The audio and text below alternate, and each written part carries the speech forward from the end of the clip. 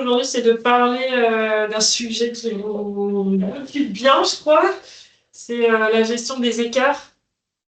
La gestion des écarts donc, lors de vos audits, à la fois siège et chantier, hein. Et donc, je voulais vous faire un petit retour là-dessus parce qu'en fait, j'ai assisté à plusieurs présentations d'ailleurs. Une présentation de Calibat avec quelques stats et une présentation du CEDRE avec deux auditeurs, une auditrice de l'organisme de AFNOR et un auditeur de Calibat. Donc, du coup, ça me semblait assez intéressant de vous partager quelques données, ce qu'ils ont indiqué lors de ces audits. Voilà, donc pourquoi ce sujet? Peut-être est-ce que vous voulez faire un petit tour de table pour refaire les présentations les uns les autres, si vous ne vous connaissez pas. Hop. Patrick, tu veux bien commencer? Il faut enlever il faut activer le micro.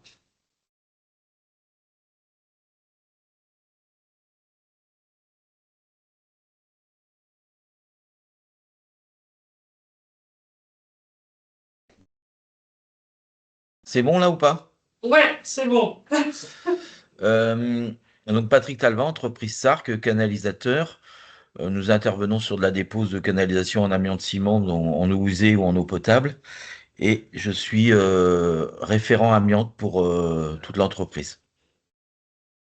Et si je me trompe pas, Patrick, vous êtes certifié chez Calibat, hein, c'est ça?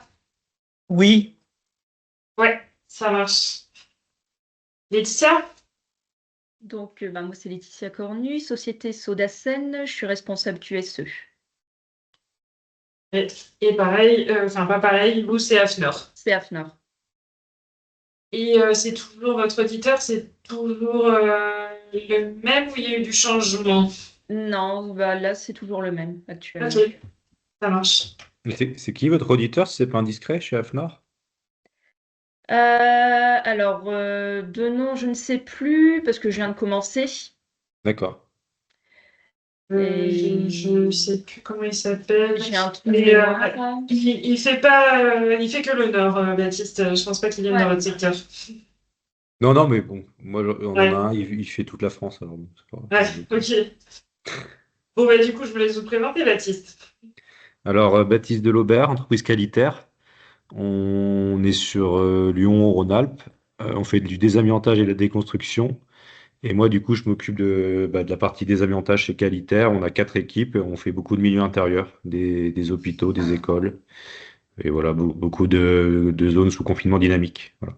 Et du coup, on est chez AFNOR depuis 2013, enfin depuis le début. Et voilà, notre auditeur, c'est Jérôme Landé.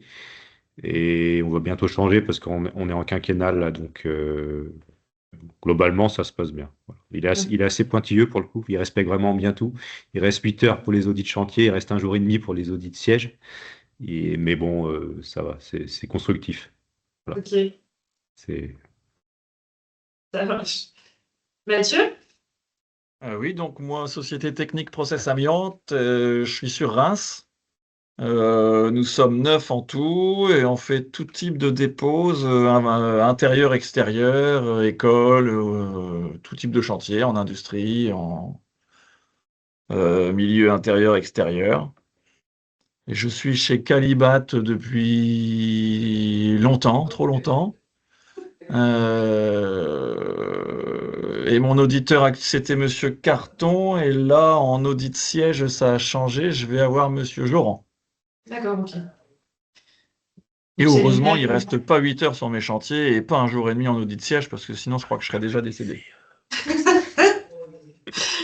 C'est ça. Je pense pas que ça soit trop le style de Monsieur Laurent de rester 8 heures, quoi. Non, je crois pas. heureusement, monsieur le président. Ouais. Je Je viens fous de dehors. retrouver le nom, c'est Monsieur Tranois. Ouais, c'est ça, Vincent Tranois. Ouais.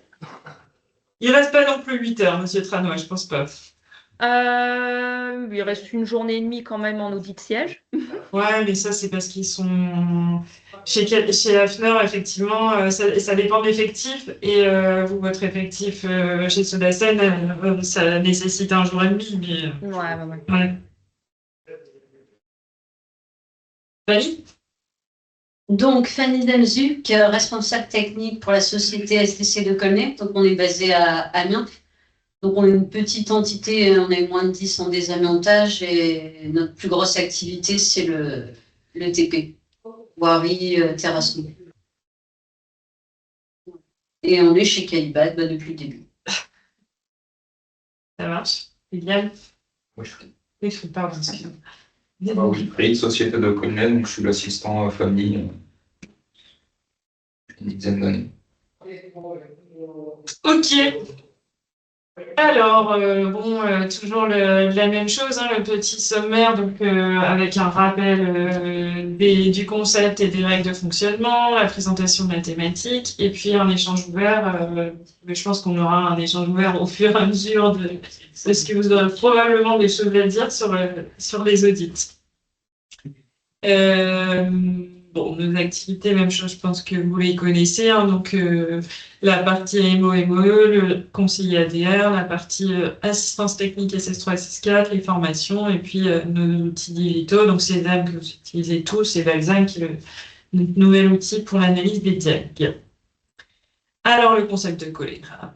Pareil, je pense que vous connaissez. L'idée, c'est d'avoir un lieu d'échange entre vous, entre pairs, pour échanger des bonnes pratiques. Et je pense que c'est particulièrement vrai sur les audits. Comment vous faites pour y répondre, quel type d'écart vous avez rencontré, des difficultés, etc.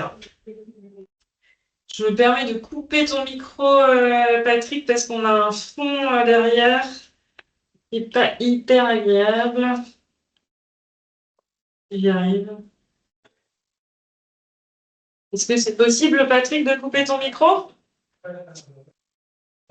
Oui. On entend en fond d'autres conversations.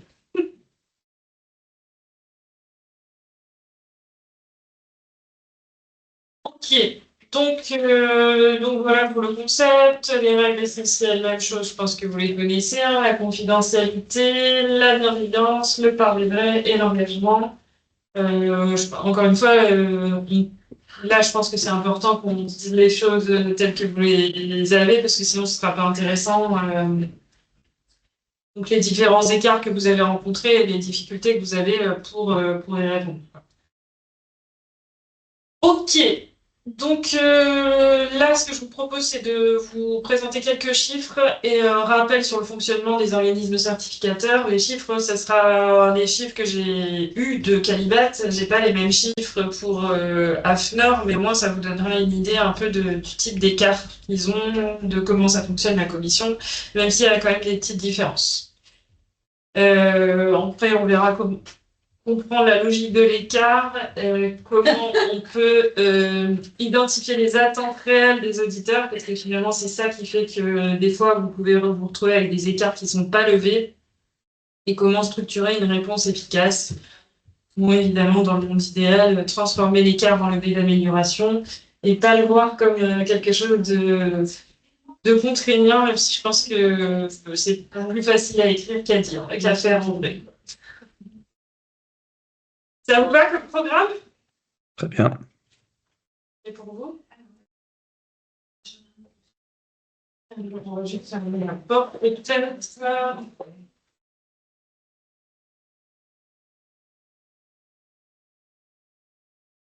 Donc, quelques chiffres sur la certification avec Calibat. Donc, il y a,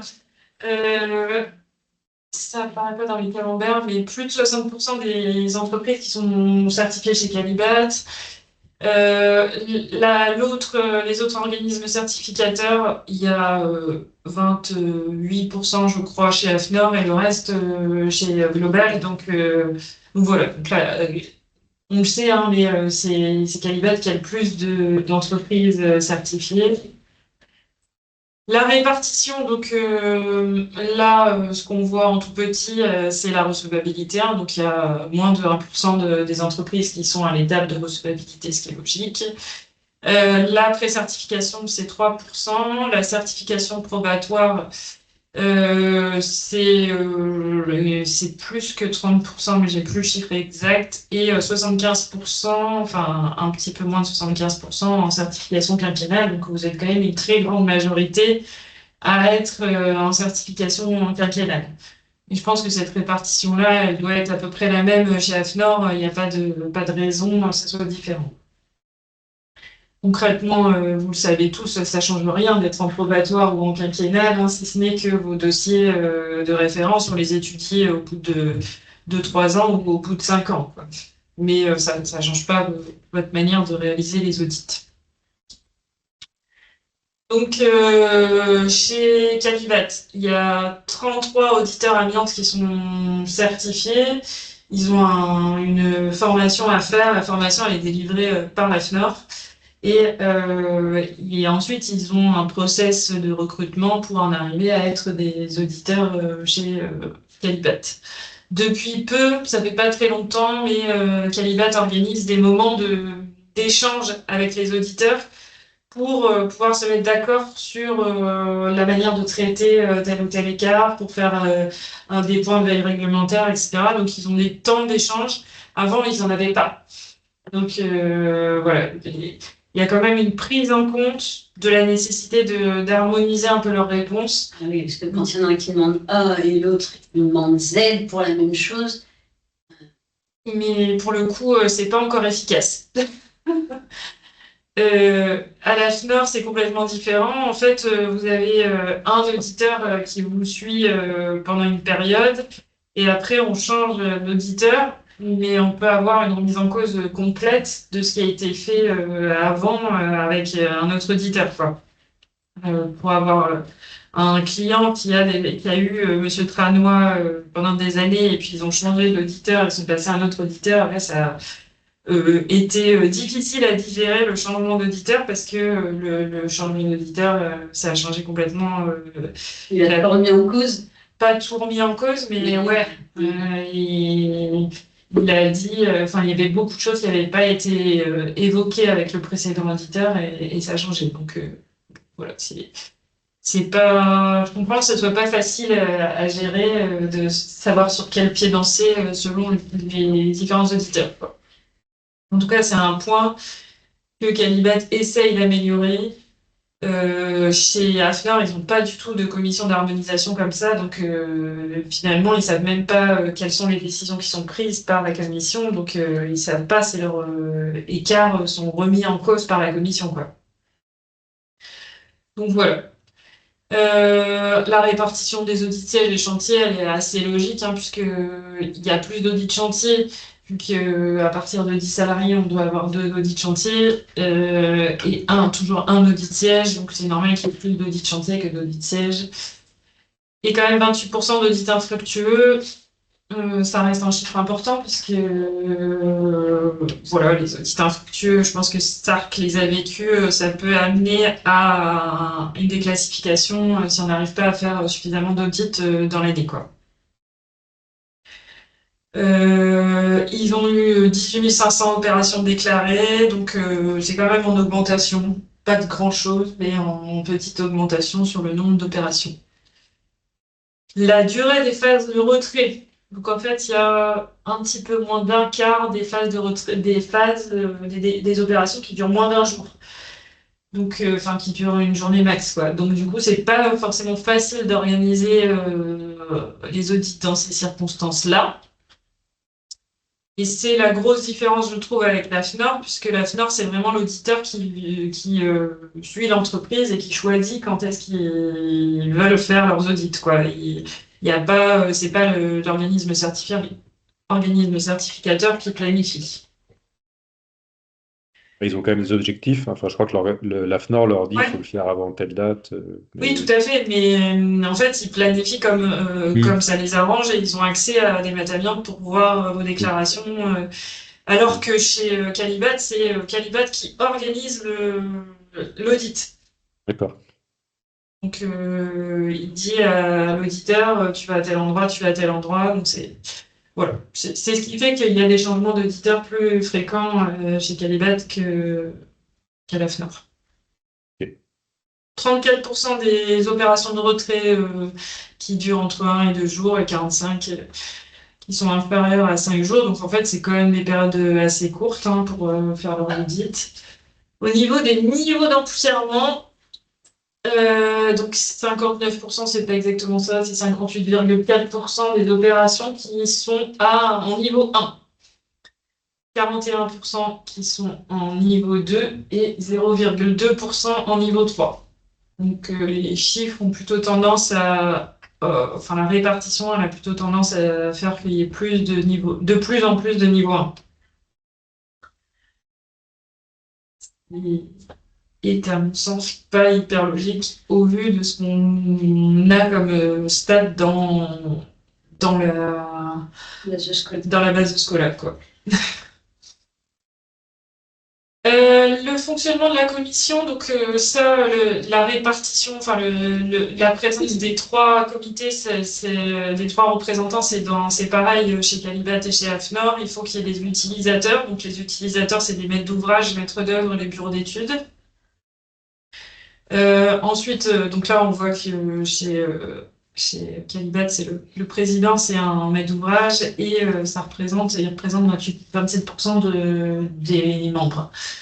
Les entreprises, donc c'est des entreprises comme vous, mais qui ont été mandatées par une organisation syndicale, donc le CEDRE, la FFB, le CIRTA, la CAPEB, qui représentent 41% des entreprises et le vice-président est un représentant des entreprises.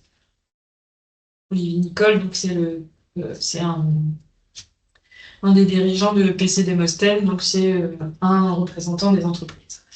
Et enfin, ce qu'ils appellent intérêts généraux experts, donc c'est les représentants de la CNAM, de l'INRS, de l'OPP qui sont là pour essayer de donner un avis d'experts, qui représente du coup 32% des membres de la commission.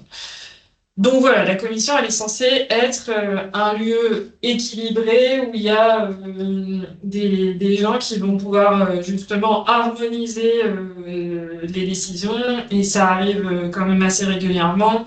Ils ont une espèce de liste dans la commission où ils disent ça c'est un écart qui n'a pas lieu de l'être et donc peu importe la réponse de l'entreprise, si l'auditeur il a demandé un truc farfelu, on s'en fiche quoi, on enlèvera l'écart quoi. On n'en tiendra pas compte. Donc il y a quand même un rôle important de la commission. À l'inverse, la commission peut décider que ce que l'auditeur, c'est déjà arrivé chez AFNOR, ce que l'auditeur a dit, cet écart, il faut le lever, et la commission prend une décision différente, en disant bah non, ça fait plusieurs fois que cet écart se reproduit, et nous, on ne veut pas lever l'écart, et donc la commission, elle demande, elle a une action différente de l'auditeur. Ok. Ce qu'il faut savoir, donc, c'est qu'ils ont, alors chez Calibat, 22 commissions par an. Ça fait 2 commissions par mois. Forcément, à l'AFNOR, il y en a moins, vu qu'il y a moins d'entreprises. Il y a 100 dossiers qui sont traités à chaque commission. Donc, dans une journée de 7 heures, 100 dossiers, ça veut dire que votre dossier, il est étudié en 5 minutes. Quoi. C'est bien ça. Voilà. Bonjour, meilleur vœu. Meilleur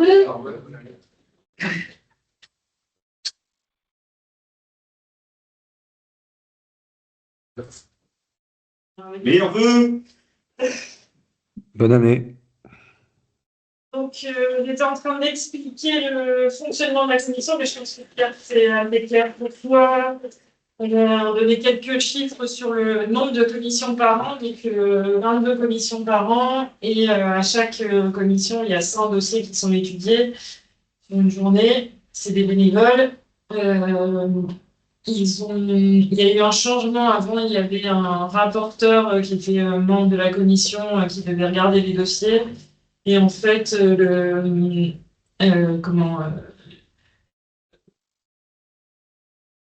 certes ou l'autre a dit que ça fonctionnait pas comme ça. Donc finalement, le rapporteur, il est interne à Calibat pour présenter le dossier auprès des membres de la commission. Et donc là, après, ils n'ont plus que 5 minutes pour étudier votre dossier. Enfin, moins de 5 minutes, hein, ça dépend des dossiers. Donc voilà, en fait, c'est eux qui harmonisent les décisions, mais ils ont très peu de temps pour prendre une décision sur ce qui va se passer sur votre dossier. Ils ont donc émis plus de 1800 décisions. Et ça c'est un truc un peu différent qu'il y a entre la FNOR et Calibat, mais les éléments de réponse suite à une notification, ça n'existe pas, je pense, à la FNOR, ou pas autant, en tout cas en termes de chiffres. Alors que chez Calibat, il y a près un quart des dossiers qui sont étudiés en commission qui sont finalement les réponses que vous faites aux notifications de décision de la commission. Donc ça leur rajoute du temps de gestion, quoi. Quelqu'un pose une question, ouais, ou vous avez qu'à améliorer vos réponses, à voir. Donc voilà, je pense qu'à la FNOR, en fait, il y a plus de travail en amont par l'auditeur, il décide de lever ou pas les écarts, alors que là, la levée des écarts, c'est plutôt à la commission chez Calibat, même si l'auditeur donne son avis. Les décisions, donc 71% de décisions, c'est de l'attribution non, c'est le maintien d'un quinquennat, donc voilà, il y a entrée grande majorité, et maintien de l'approbatoire, 18%, donc en fait, il y a quand même pas tant de risques, si ce n'est, donc c'est 1% de retrait, et donc on n'a pas exactement les chiffres des classements, mais en tout cas, c'est assez. C'est pas aussi fréquent que vous pourriez le penser, quoi, hein. Il y a peu d'entreprises qui perdent leur certification. En 2024, donc ça, j'ai pas les chiffres de 2025, mais il y avait beaucoup d'entreprises qui ont demandé à faire du désamiantage et en même temps beaucoup d'entreprises qui ont demandé à arrêter leur certification. Ce qui fait que ça donne le même chiffre d'entreprises de désamiantage, mais quand même des fluctuations dans leurs effectifs. Voilà. Et beaucoup d'entreprises, enfin beaucoup, plus d'entreprises qui ont été déclassées parce qu'il n'y avait pas eu de chantier audité. Tout ça, c'est quelque chose qui montre que finalement, c'est plutôt des plus petites entreprises qui font le désamiantage qu'avant. Donc, vous êtes une très grande majorité d'entreprises qui ont moins de 10 salariés et qui n'ont pas forcément des chantiers tout le temps, quoi. Donc voilà, et puis stabilité dans le nombre de signalements à la traite, donc les non-conformités critiques, finalement, il n'y en a pas tant que ça.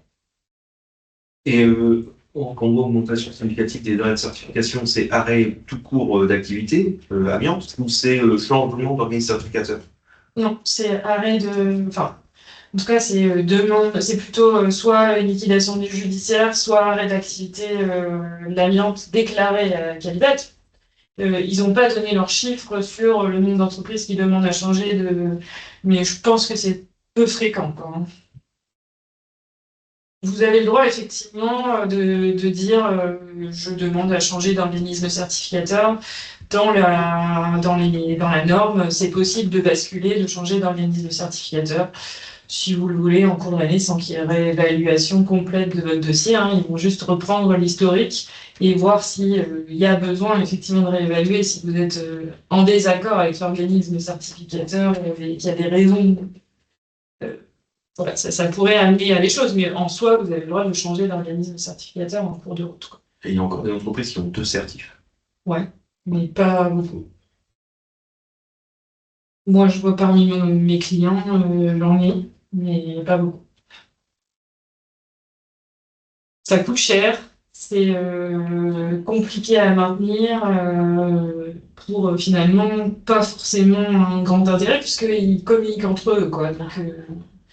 Donc voilà, mais il y a quand même des gens qui le font.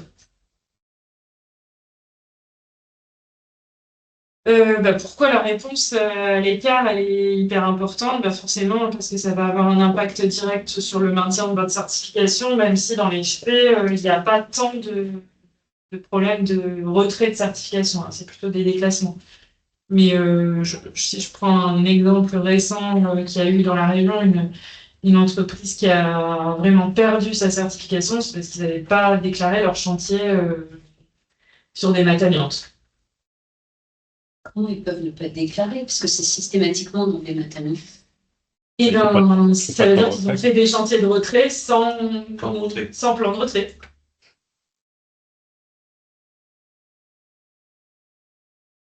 Donc là, clairement, c'était constaté en audit siège et là, ils ont perdu leur certif, ça c'est sûr. Mais C'était constaté en audit siège, c'est-à-dire qu'en plus, ils n'ont pas réfléchi, ils ont balancé la liste des chantiers. je sais pas comment l'auditeur l'a trouvé, mais l'auditeur l'a trouvé, ça c'est sûr.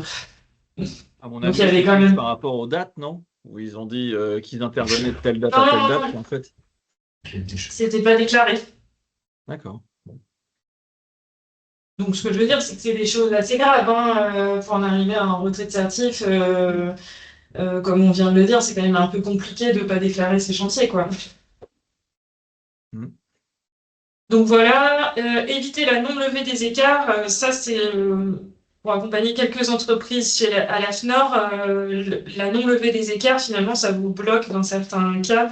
Et donc c'est quand même bien de réfléchir à la manière de répondre à ces écarts pour que l'auditeur il lève facilement la levée, enfin il lève facilement les écarts, quoi. Pour vous, chez Calibat, c'est plus compliqué parce qu'en fait, vous n'avez pas vraiment de vision de cette levée des écarts. Ça se fait qu'une fois que la commission elle est passée, et donc il y a un délai quand même assez long, quoi. Donc vous n'avez pas vraiment d'action là-dessus, mais à la finance, c'est quelque chose d'assez important, quoi. Votre manière de répondre aux écarts, ça montrera la maturité de votre système, hein. Est-ce que vous avez quelque chose qui tient la route et est-ce que c'est pérenne pour votre activité? Si un jour vous êtes amené à revendre la boîte, est-ce que votre système il tient la route? C'est quand même assez important en fait ce que vous allez vendre comme image de votre entreprise, quoi.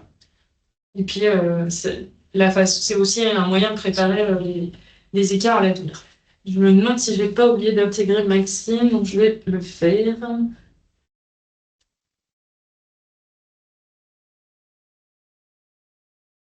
Salut Maxime. Allô? Est-ce que tu m'entends, Maxime? Désolée, mais j'ai merdé, je crois. Je t'avais pas vu. Bon, c'est pas grave, on continue. Est-ce que vous avez des questions jusque-là?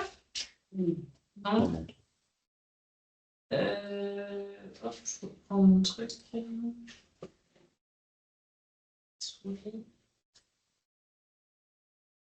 Alors, les écarts, de quoi parle-t-on? Donc, juste là, j'ai repris la définition de la norme, hein, de la NFX 46011. Donc, l'auditeur, il va constater les exigences, les écarts par rapport à la norme, dans la 46010, par rapport à la réglementation, par rapport à votre plan de retrait. Donc, en fait, ça veut dire que si vous écrivez des choses dans votre plan de retrait qui sont plus que ce qui est exigé, c'est peut-être là qu'il pourrait y avoir des écarts. Et pareil, par rapport aux dispositions établies par l'entreprise. Donc, même chose, si dans votre système documentaire, vous êtes engagé, par exemple, à faire des audits internes 2 fois par an, si vous en faites pas, eh ben, vous mettez en défaut, en fait. Donc, votre système documentaire, il doit être bien réfléchi. Il faut écrire ce que vous faites et faire ce que vous écrivez, quoi. Toujours pareil. Les 3 types d'écarts, je pense qu'il n'y a pas vraiment de... Enfin, vous les connaissez, remarque, non-conformité, non-conformité critique. Là, je reviens sur ce que je disais sur la commission Calibat. Ils ont une espèce de jurisprudence pour dire ça relève d'une remarque et ça relève d'une non-conformité. Donc, ils peuvent changer le statut d'un écart qui a été constaté par un auditeur, quoi. Par contre, cette espèce de jurisprudence, elle n'existe pas pour les auditeurs. On leur dit pas ça relève de tel truc ou tel truc. Donc, du coup, voilà, c'est ce qui fait qu'il y a des aléas, mais théoriquement, c'est censé être pas la même chose d'une remarque et une non-conformité, quoi. Il n'y a pas de critères qui leur disent ça c'est pour une non-conformité et ça c'est remarque. Parce qu'il y a des fois, C'est pas logique. on peut avoir une remarque sur plan de retrait et non-conformité sur plan de retrait pour des choses assez similaires, selon les audits. Je suis d'accord. J'ai regardé la norme et j'ai pas trouvé de définition plus claire que une non-conformité, en fait, c'est plutôt dans l'ordre dégradé, c'est-à-dire qu'il dit la non-conformité critique, c'est quelque chose qui a des conséquences, une atteinte sur l'environnement, sur la santé ou sur les tiers. Euh, une non-conformité, c'est quelque chose de grave qui pourrait entraîner la perte de l'assertif, mais qui n'est pas une non-conformité critique. Et une remarque, c'est toutes les autres situations. Donc en fait, la définition normative, elle donne pas de réponse, quoi. Et voilà. Donc là, c'est clair qu'il y a pas, c'est pas. Mais en même temps, je pense que ça change rien en fait, finalement, le statut entre remarque et non-conformité.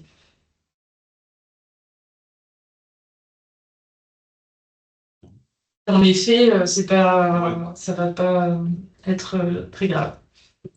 Quelques écarts fréquents. Donc l'absence de repérage avant travaux ou le repérage avant travaux qui n'est pas adapté au périmètre des travaux. La mise en œuvre du confinement et des protections qui n'est pas conforme au plan de retrait. Les anomalies dans la gestion des risques électriques. Donc ça, clairement, le PV d'installation électrique, c'est un point qui revient vraiment très fréquemment, quoi. Et la consignation. L'absence de formation aux gestes et techniques de l'entreprise. Donc ce qui vous demande là, c'est de formaliser que les salariés de votre entreprise, ils sont bien au courant en gros, des notices de poste et puis des processus, ouais, et de la manière d'utiliser le matériel de votre entreprise, quoi. L'absence de vérification de la circulation de l'air dans l'UMD, donc ça, le bilan aérolique de l'UMD, c'est aussi un grand classique. L'absence de maîtrise de l'aérolique de manière générale, prévisionnelle et réelle. On avait déjà fait un collégramme là-dessus parce que c'est un sujet qui est récurrent, même si quand on en avait parlé ensemble, vous m'aviez dit qu'il n'y avait pas de problème, mais dans les stats des organismes certificateurs, il y a des problèmes. Le cycle de validation des processus non validés, ça c'est un classique d'un audit siège, ça arrive fréquemment. La mise en œuvre des processus non conformes, le non-respect de la stratégie d'échantillonnage.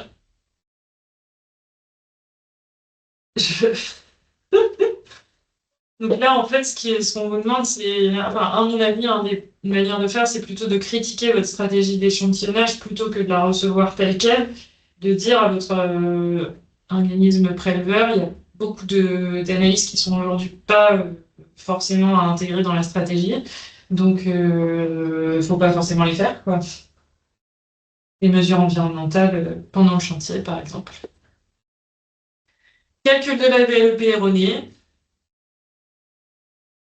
défaut de traçabilité, et puis la gestion des déchets amiantes non conformes. Donc voilà. Ça, c'est les exemples d'écarts qui peuvent arriver. Alors, je me suis posé la question, enfin, on a posé la question quand on était à cette réunion du CEDRE, quels sont les autres risques qui sont couverts dans le cadre de vos audits? En fait, la DGT avait répondu, dès lors qu'il y a, pendant la mise en œuvre de votre processus, des autres risques, l'auditeur, il a le droit de regarder ces autres risques. En dehors de la réalisation du processus, il n'a pas le droit de regarder.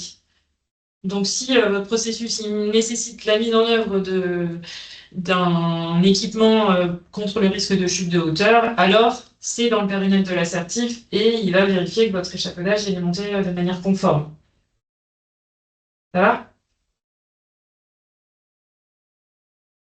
Donc le risque de chute de hauteur, par exemple pour l'accès à la base vie, ça ne sera pas forcément regardé ça sera considéré comme hors du périmètre de l'assertif.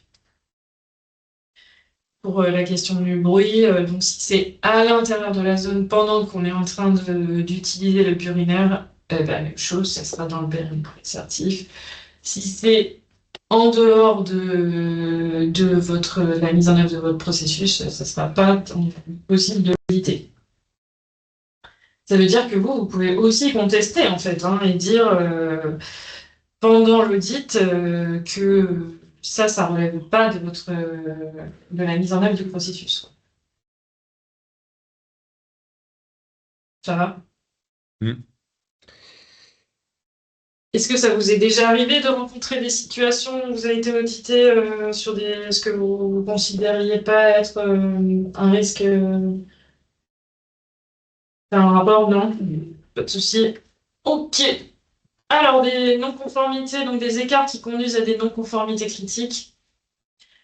Les non-conformités critiques, dans 80% des cas, ils concernent les ouvrages extérieurs, les TP génie civil. Donc voilà, donc c'est clairement, en fait, un auditeur, quand il arrive sur un chantier extérieur, il a un petit point de vigilance supplémentaire que sur les chantiers intérieurs, finalement. Les constats qui sont récurrents, c'est l'absence non justifiée de protection respiratoire, la présence de personnes non protégées dans la zone de traitement de l'amiante. Ça va être par exemple, je vous montrerai les photos après, mais clairement, vous avez votre chantier en milieu extérieur et les occupants peuvent circuler dans la zone de travaux, quoi. Et le constat de non-décontamination des personnes, donc, ouais, situation qu'on avait déjà vécue, Pierre, à une certaine époque. Donc, quelques exemples, donc présence de personnes non protégées dans la zone de traitement. En fait, on voit là sur la photo un gars qui est dans la zone juste à côté de la dépose des canettes. Là, Non, sur la photo à gauche. Mais ça, c'est fréquent, hein, tu fais des conduits en voirie. Et putain, les mecs, ils comprennent pas que quand nous, on intervient, on ne peut pas être là. C'est clair. Et ça engendre une non-conformité critique.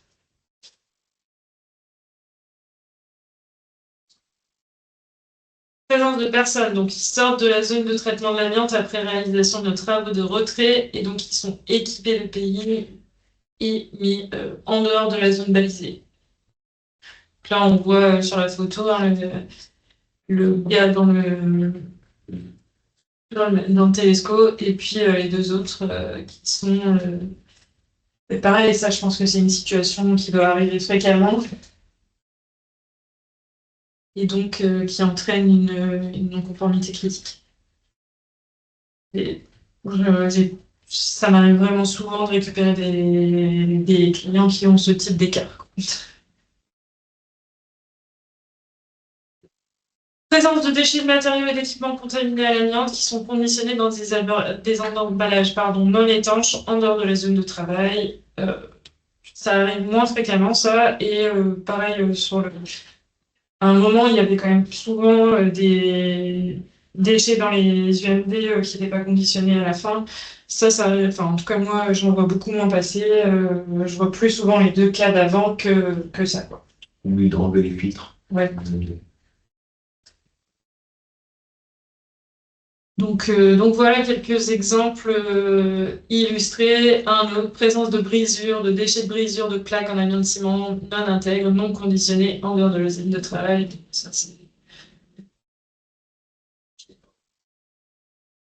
parle de soi, je crois. Voilà. Alors pour moi, Pardon? Il y a eu un truc, parce que même la barrière RAS, elle est renversée. Pas une tempête, juste avant. Parce que... j'ai la photo, mais pas le contexte. Ouais, c'est bizarre. Parce que la barrière RAS, on dirait qu'elle est... Bon, enfin, ça ressemble quand même à un chantier pas hyper bien organisé quand même, hein.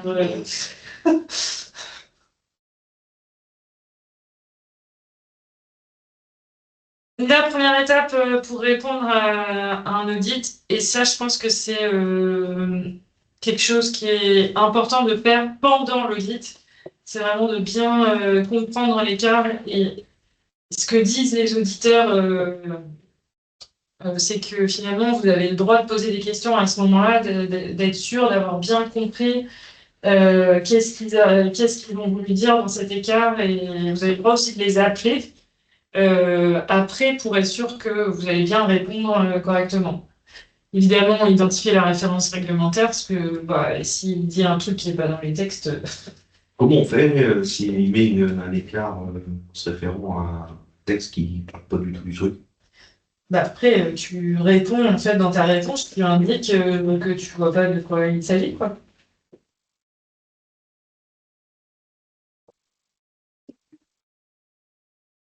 Le texte, c'est quoi? Ok. Et c'était quoi? C'était... Moi, je sais plus, c'est une connerie, c'est une remarque. Mais le texte, il correspond pas alors, je sais pas s'il a fait un copier-coller d'un autre. Parce que des fois, ils prennent des trucs, puis ils remettent les numéros. Et je crois qu'il s'est gouré de fiches. Bah, moi, je pense que dans un écart de Maxime, dont on a déjà parlé avec Fanny, pour moi, il faisait référence sur la loi réglementaire à un ED qui n'est pas le bon. Donc, je dit à Maxime, bah, cet ED, il n'existe pas. Je suis d'accord. Bonjour à tous, je suis d'accord et j'adore parler. C'est pour ça que je suis arrivé voir toi Quentin Meunier parce qu'il m'a rappelé à ce sujet-là. Ah, Si tu veux tout savoir. Voilà. Mais bon. Par contre, ce qu'il faut se méfier, c'est que maintenant, les auditeurs, il faut leur veille avec l'intelligence artificielle et ça, par contre, ça devient quand même compliqué. Ils Et, développent dur.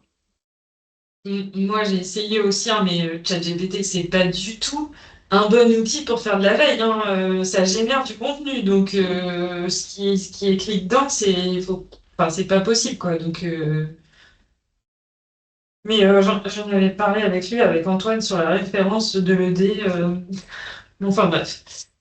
Ok.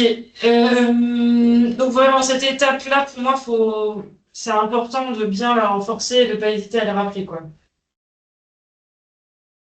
Ok. L'autre étape, c'est l'analyse des causes. Et ça, je trouve qu'à la fin, même chez Global, en fait, vous avez des cases où vous devez détailler l'analyse des causes, puis les différentes actions. Et ça vous incite à le faire, ce qui n'existe pas chez Calibat. Vous avez une seule case où vous écrivez tout. Mais en fait, c'est important de faire cette étape d'analyse des causes parce que c'est ce qui va permettre de répondre. Au plus vous avez compris quel était le problème, au plus vous allez pouvoir trouver une méthode pour répondre à l'écart, quoi. Euh, j'ai un exemple en tête d'une entreprise où en fait le comment dire, ils devaient déposer une toiture en ardoise et les mecs, ils ont décidé de mettre en place un espèce de toboggan là pour jeter leurs déchets. Et voilà, donc ils ont fait ça, et donc forcément il y avait de la casse, ils se sont fait auditer, arrêt du chantier, etc. Et la réponse de l'entreprise a été c'est une mauvaise pratique des salariés, et voilà. Et en fait, bah, cette analyse des causes-là a fait que l'écart n'était pas levé, puisqu'on n'a pas répondu à l'organisation. Est-ce qu'il y avait des moyens matériels pour évacuer les déchets autrement? Qu'est-ce qui a fait que les salariés ils ont pris cette décision-là? Est-ce qu'ils connaissaient le processus? Est-ce que les procédures elles étaient bien écrites? Enfin bref, c'est toutes ces choses-là qui a fait que l'écart n'a pas été levé, quoi. Donc cette étape d'analyse de cause, je pense qu'il ne faut pas la prendre à la légère. Et vraiment, ce qu'ils attendent, les auditeurs, c'est que vous vous posiez les bonnes questions. Pourquoi c'en est arrivé là, quoi?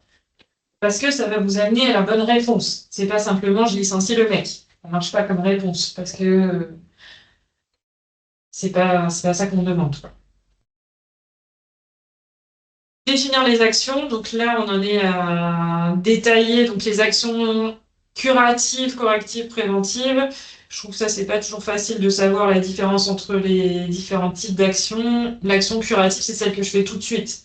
Je constate un problème sur le chantier, je lui dis d'arrêter, de corriger, de remettre, par exemple dans l'exemple que je vous citais, il arrête son chantier, on remet en place tous les moyens et après on pourra reprendre le chantier. Ça, c'est une action curative que j'ai prise tout de suite vraiment sur le fait. Action corrective. Donc là, je corrige le problème, donc je mets en place des actions, mais qui sont plutôt quand même à court terme. Et l'action préventive, c'est je fais en sorte que sur le long terme, ça ne se reproduise pas. Donc, je mets en place des procédures, je contrôle, je forme, ça va plutôt être dans des actions préventives en fait. Et après, ce qui est important, c'est de vérifier si vos actions, elles sont réalistes et mesurables, et si vous n'êtes pas engagé à faire un truc que vous n'allez pas tenir dans le temps, quoi. Parce que vos audits, normalement, en tout cas à la FNOR, vu qu'il y a un suivi, l'auditeur il va regarder ce qui s'est passé précédemment. Chez Calibat, normalement, ils doivent aussi reprendre votre historique.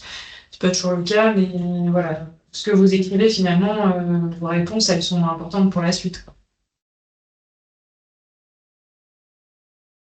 Les éléments de preuve à apporter, donc si vous faites des actions curatives, il faut joindre des photos. Ces éléments de preuve, c'est aussi des sujets qui font que il y a des écarts qui ne sont pas levés, quoi. Il faut apporter le plus possible de preuves. Photos, procédures mises à jour, c'est souvent, on vous demande souvent de mettre à jour vos procédures. Je veux dire, c'est souvent une réponse, quoi. Avoir des preuves de vos différents registres et hébergements. Donc ça, c'est ce que vous pouvez avoir dans votre application Sésame. La mise en place de points de contrôle, donc rajouter peut-être des formulaires, vérifier des choses. Ça, en fait, vos applications, elles sont vivantes, donc vous avez le droit de demander des choses à mettre à jour pour répondre aux écarts.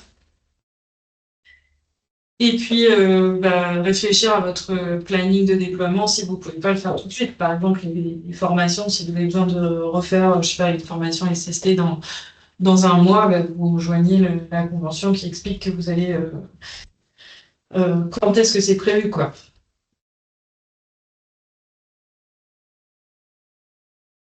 Non. Vous êtes tous sages. Écoute. Religieusement. Ouais, donc côté formation, donc c'est vrai que les entreprises que j'accompagne à la FNOR, la convention, ça ne suffit pas souvent, ça lève pas les cartes parce que ils disent que tant qu'on n'a pas l'attestation, ça montre pas que le gars il y est allé, quoi. Mais voilà. Si vous faites des formations internes, essayez de joindre le programme de votre formation, là, pour pas juste j'ai fait signer les mecs et il n'y a pas de contenu à cette formation. Je crois que ça marche plus hyper bien ce sujet-là, quoi. Donc tout ce que vous allez pouvoir apporter comme élément de preuve de votre action, je pense que ça participe à lever les écarts et à montrer ce que vous avez mis en place, quoi. Les réponses un peu hâtives, elles peuvent amener à des problèmes par la suite, quoi.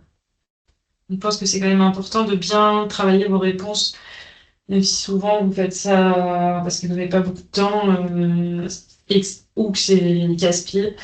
Mais voilà, je pense que c'est important de bien les travailler, quoi. Ça va être important de rappeler le contexte et donc aussi de dire ce sur quoi vous n'êtes pas d'accord en fait dans ce contexte.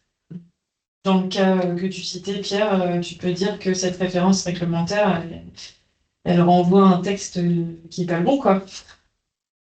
Oui, on a mis une note aussi, c'était pas d'accord avec lui. C'est le même.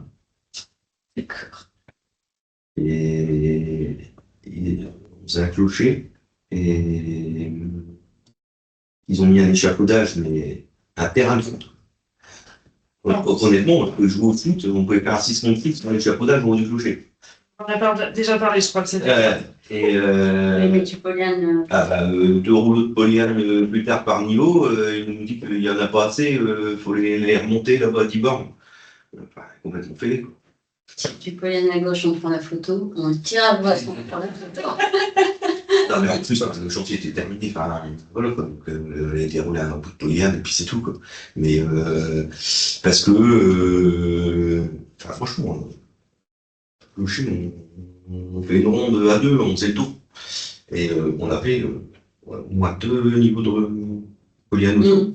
Mais c'est vrai qu'on n'est pas allé remonter le polyane sur la main courante, là-bas au bout. Mais la main courante, on n'a pas besoin d'y aller.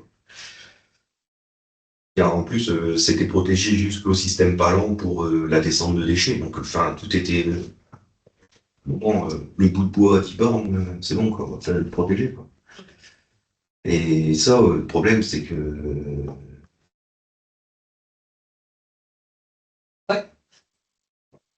Manque de bon sens, je pense. Bah ça peut être intéressant de le rappeler dans le contexte, en fait. Vous manquez de bon sens. Non, mais...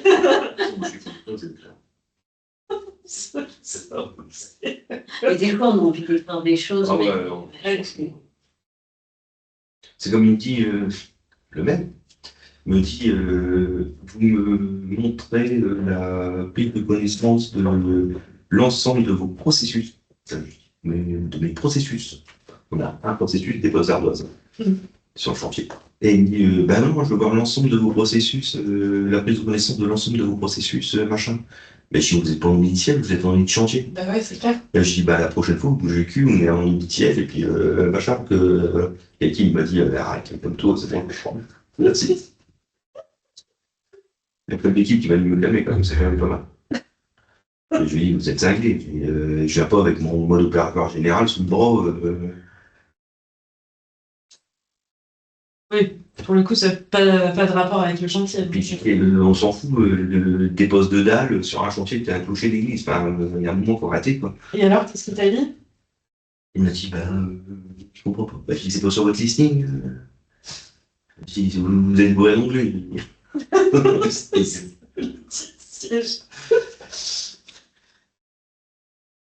Donc là, je pense que c'est important de bien rédiger les causes, hein, comme je vous disais, pas juste c'est un oubli ou donc franchement, ça m'arrive vraiment souvent d'avoir des clients qui me disent on a des problèmes avec l'audit et quand je regarde comment ils ont rédigé les causes, je me dis bah c'est pas vraiment étonnant quoi. La recherche des causes, c'est je pense important. Bien préciser le type d'action mise en œuvre et leur planning. Donc, encore une fois, les actions curatives, correctives et préventives. Et puis, bon, genre des preuves, ce qui peut être toujours le cas. La réponse floue et incomplète. L'analyse des causes pas approfondie. Hein. Vous avez juste écrit on a fait, je sais pas, on a fait une sensibilisation, mais on n'a pas vraiment il y a plus de points, il y a pas de points de contrôle qui vont avec. Enfin, vous n'avez pas prévu de vérifier que les mecs ils ont compris ce que vous leur avez dit lors de cette sensibilisation. Une sensibilisation, c'est bien, mais comment on fait pour que ça se reproduise pas, quoi? Comment je vérifie qu'ils ont bien compris ce que vous leur avez dit? Pas de preuve des actions menées. Ça arrive quand même aussi fréquemment hein, que vous répondiez sans apporter des preuves de ce que vous avez fait. Et puis la réponse par des sanctions, c'est vraiment pas ce que les auditeurs ils attendent. C'est nécessaire hein, des fois, mais juste dire vous fournissez comme preuve le courrier d'avertissement, c'est ça. Parce qu'il va résoudre ce problème. C'est pas la réponse qu'ils attendent.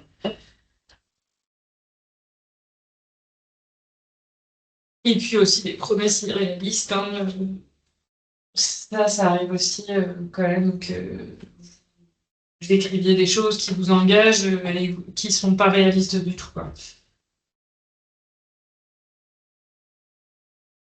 Voilà. Et puis, notre dernier sujet, est-ce qu'on ne peut pas transformer ces écarts en opportunités? Alors, c'est vrai que vous avez parfois le sentiment d'être, que c'est un peu injuste, hein, ces écarts, mais dans tous les cas, vous en aurez toujours.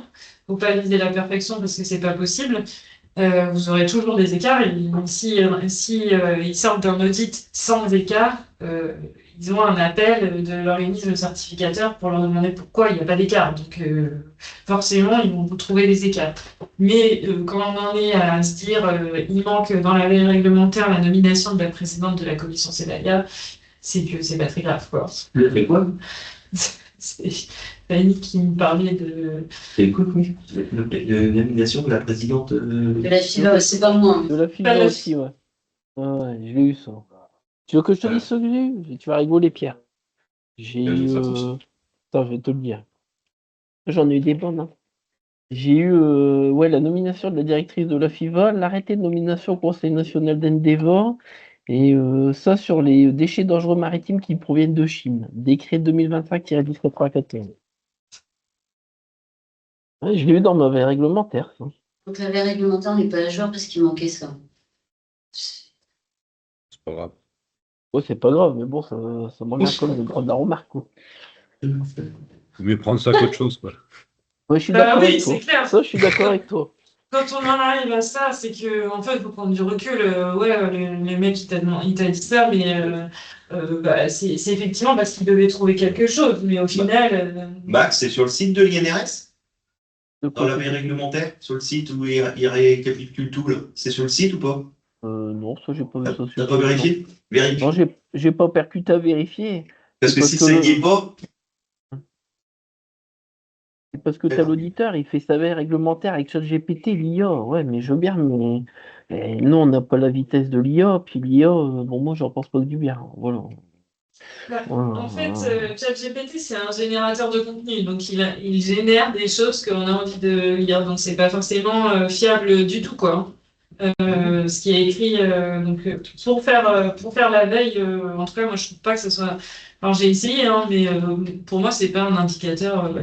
Ça permet pas de faire bien sa veille. Et je pense que, en tout cas, moi, j'aurais répondu que ça n'a rien à voir avec l'activité, quoi. Ouais, mais enfin, bon.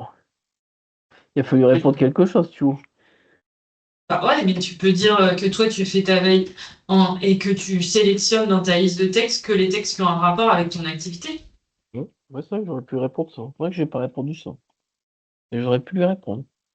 Parce que là, clairement, la nomination, enfin, puis là, il en est va, bon, bah, qu'est-ce que ça a comme impact sur ton activité?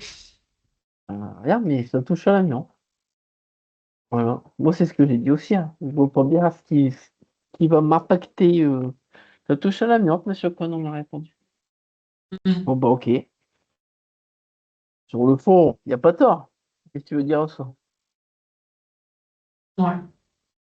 Encore une fois, moi, je pense que si t'embêtes sur ça, c'est que tout va bien, quoi, hein. Ouais. Ouais.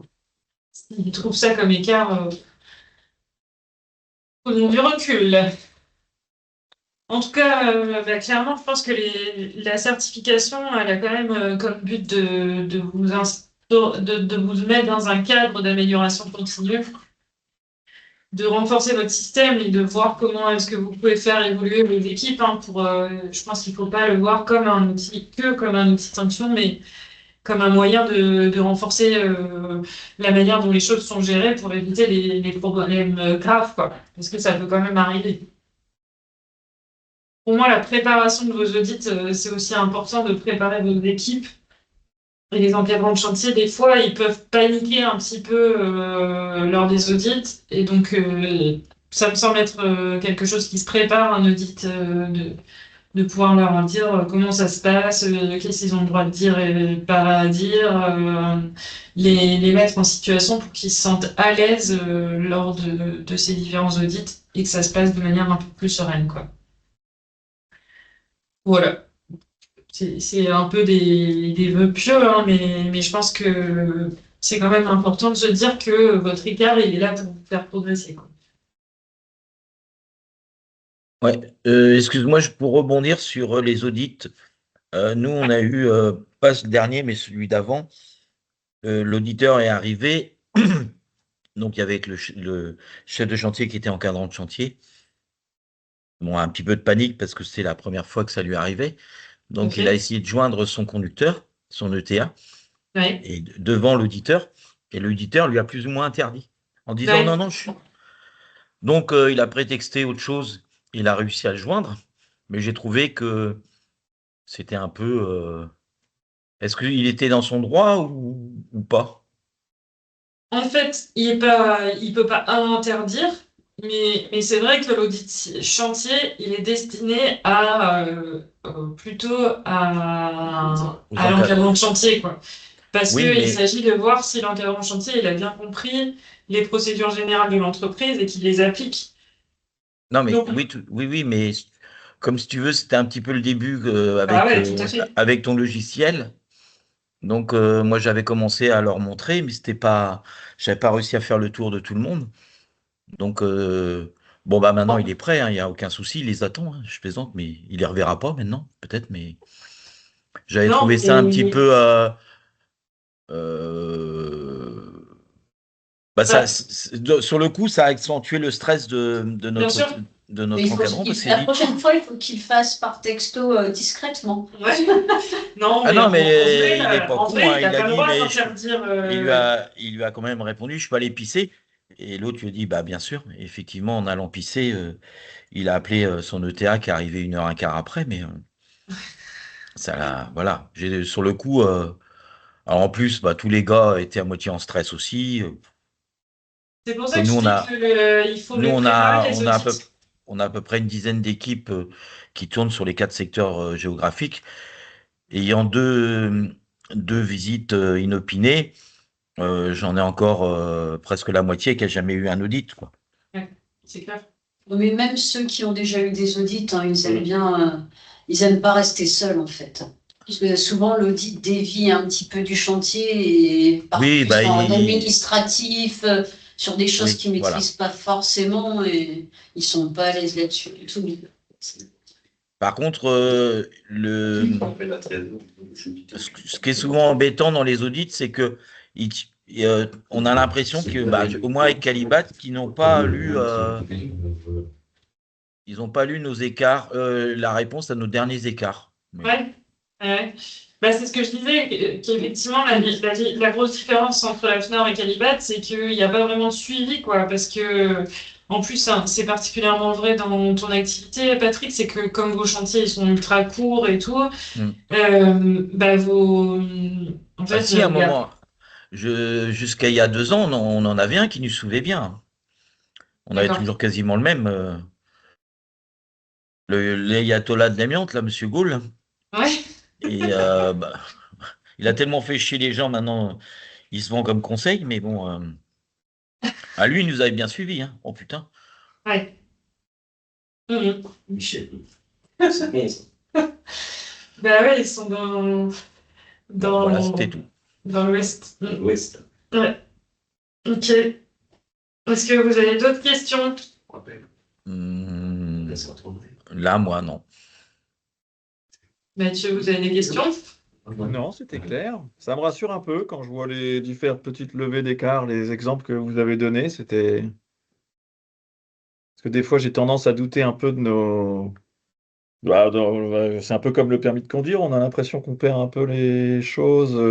Des fois, perte de contrôle, clairement, un peu. Mhm. Mais non, c'est bien, ça m'a permis de me rassurer un peu sur ce qu'on fait. Ça marche. Merci pour ce retour. Laetitia? Bah non, moi ça va, j'ai pas de questions. T'as pas encore fait l'audit Bah non, pas encore. Non, non. Ok, On verra. ça marche. Baptiste? Moi, oui, ça va aussi. Bah, j'attends mon audit de chantier, audit de siège, là, quinquennal. Donc, bon, les 2 mois vont être chargés, 2, 3 mois vont être chargés. Programme dense. Voilà, ça devrait le faire. Voilà. Ok. C'est une ville de 5 ans. Ouais, 5 ans. Quinquennal, a priori. Maxime, des questions, des sujets abordés? Non, ça va, moi un peu comme monsieur, j'attends mes 2 audits chantier là, sur les 6 prochaines semaines là, avant de repasser la quinquennale. Donc les audits cette année, j'ai bien donné au premier trimestre aussi. Hein. Ok. Ça marche. Bah, si vous n'avez pas d'autres questions, on peut arrêter là. Et puis je referai, je pense, un petit sondage pour le sujet, à moins que vous ayez un sujet que vous voulez déjà fixer pour le prochain collégramme. Merci. Déjà, est-ce que cette année tu vas avoir des textes qui vont nous impacter? Je ne Bon, sais pas. J'ai pas de boule de cristal, Maxime. Non, mais des fois, regarde les analyses, il y a 2 ans, on en a fait tout un pataquès Ouais. avec les analyses. Tu as toujours souvent un texte tous les ans qui vient un peu nous contrarier, n'est-ce pas? Et C'est vrai. ils aiment bien sortir le petit texte qu'ils aiment bien, tu sais. Bah, en fait, clairement, je pense qu'il va y avoir des modifications, mais pas à court terme, parce que la campagne sur les FPA qu'ils ont relancé, ça devrait peut-être changer des choses, mais vu qu'ils sont en plein dedans et que je pense pas que ça se fait rapidement, ce sera pas pour tout de suite, quoi. Mais je pense qu'il y a ce que je vous ai évoqué sur le niveau 1, tout niveau 1, ils cherchent quand même des choses pour pour changer cette pratique du tout niveau 1. Donc, C'est-à-dire, bah, il y a, t'as pas vu mes chiffres, mais il y a, je reviens en arrière, non, parce que j'ai raté beaucoup le début. trop de niveau 1 déclarés dans les chantiers. Mais ça, c'est parce qu'on est bon. Ah ouais. Eh bien, la tendance sera plutôt de dire qu'il y a certains processus qui ne peuvent pas être en niveau 1. Bah, nous, on a déclaré on a eu longtemps un processus qui était resté en 2 parce qu'on n'arrivait pas à faire comment je veux dire, les tests qui prouvaient qu'on avait tout le temps, on restait tout le temps en dessous dans la norme du niveau 1. Et par contre, quand je renseigne, maintenant on l'a passé en niveau 1, quand je renseigne sur des maths amiantes, j'ai toujours un petit truc qui vient en rouge me dire que. Tout à fait. Bah, ça c'est justement la preuve qu'ils veulent faire un peu la. Donc en fin de compte, faudrait la garder en niveau 2, on s'en bat les steaks, puisque on a les protections tout à fait. identiques. Pour toi, ça ne change rien. En fait, ce qu'il faut voir là-dedans, c'est quand même aussi que c'est un moyen pour les milieux intérieurs de valoriser votre métier, hein, parce que finalement, si tout le monde fait du niveau 1, c'est-à-dire qu'il n'y a pas de confinement, ça veut dire que c'est moins cher. Et du coup, ça vous incite à faire des prix de plus en plus bas. Si on avait tous les enduits qui sont d'office en niveau 2, bah, peut-être qu'on aurait des prix plus intéressants pour vous. Hein. Enfin, note qu'après, quand tu fais un audit siège, il aime bien prendre très majoritairement tes processus en niveau 1 et de sortir le cycle de validation pour vérifier que ton cycle de validation. Ah oui, bien sûr.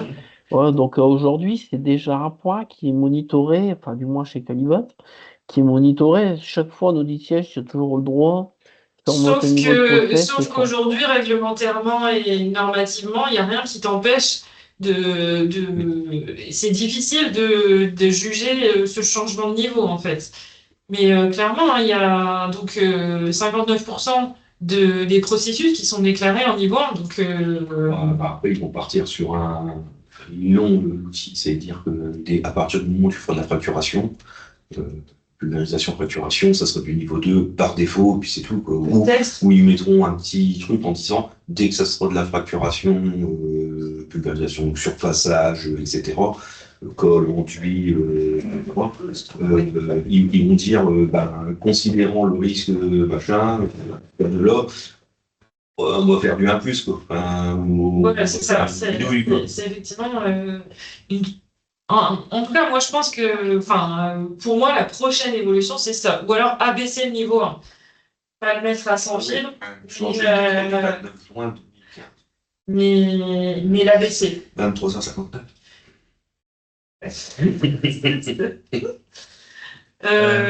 Ça serait une grosse évolution possible, mais je ne sais pas si ça va vraiment être le cas. Il n'y a pas de boule de cristal. Ce que je vois dans les réunions auxquelles j'assiste, c'est les sujets qui sont abordés. Mais même quand on discute avec eux en audit, après il y a toujours un temps où on discute, ils le disent,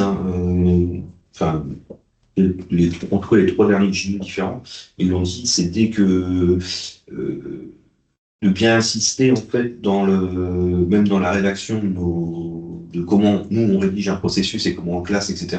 De regarder l'évaluation des risques et de dire à partir du moment où on pète tout, etc. Certes on aspire à la source, mais s'il y a ça, s'il y a de l'usure des petits poils, s'il y a du truc, si la surface elle est pas hyper pleine et qu'il y a des angles, est-ce que ça aspire aussi bien, etc. Est-ce qu'on se met pas dans un terme de risque, est-ce qu'il faudra pas le classer autrement? Et en fait, même s'ils disent pas que ce qu'on fait c'est pas bien, ils disent juste faut prendre ça en compte. Donc ils commencent déjà tous à aller là-dessus, quoi. Clairement, ce sujet les embête en fait. Hein, et moi je pense que pour la profession, hein, pour votre chiffre d'affaires, c'est pas une mauvaise chose que d'imposer un niveau 2 parce que ça veut dire que vous pourrez vendre votre confinement alors que parfois c'est pas le cas, quoi, hein. Le maître d'ouvrage il peut dire ça coûte trop cher et nous on a en tout cas en maître d'œuvre on a du mal à expliquer aux clients pourquoi il y a des entreprises qui répondent sans aucune protection et que nous ça nous semble pas logique qu'il n'y ait pas de protection, quoi. Donc pour moi c'est pas une mauvaise chose que d'imposer certains processus en niveau 2. pour la profession.